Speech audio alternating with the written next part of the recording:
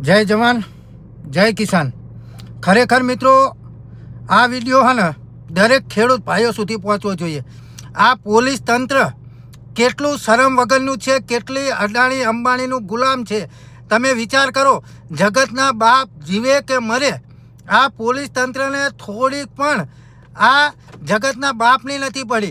खेडूतो बेभान छे, एम छतां आ पोलीस तंत्र एमने टींगा टोળી કરી અને કામ ચાલુ રખાવે છે। તમે વિચાર તો કરો, આ પોલીસ તંત્ર અડાણી અને અંબાણીનું ગુલામ બની ગયું છે। અને ખરેખર આ સરકાર ભારતીય જનતા પાર્ટી કૃષિ પ્રધાન દેશના બણગા મારે છે, પરંતુ કૃષિ પ્રધાન દેશની અંદર ખેડૂતોની આવી હાલત કેમ, શા માટે? ખરેખર વિચાર કરો, આજે આ ખેડૂત ભાઈઓ નહીં જાગીએ, દુનિયાના તમામ ખેડૂત ભાઈઓની હું વાત કરું છું, આજે જો નહીં જાગીએ ને તો ક્યારેય આ ખેડૂત ભાઈઓ નહીં જાગે।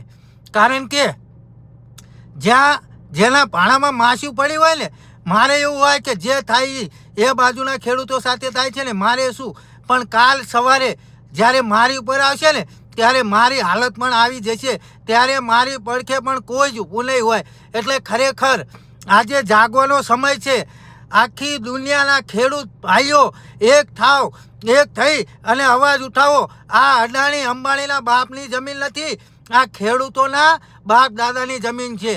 ખરેખર આખી જગતનું પેટ ભરનાર, આખા જગતનો તારણહાર આજે ખેડૂત પોતાની જમીન બચાવવા માટે રસ્તે રઝળતો ભિખારી હોય ને એવી હાલત આ અડાણી અંબાણી કંપનીએ કરી છે અને આ પોલીસ તંત્રએ કરી છે। મિત્રો, આખો વિડીયો જુઓ અને બને એટલો શેર કરો।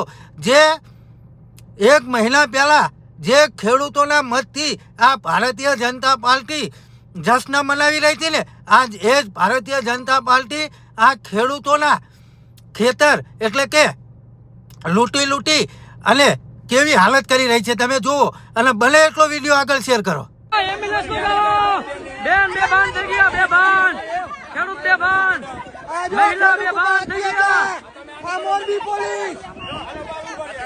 Ambulance मंगाओ, ambulance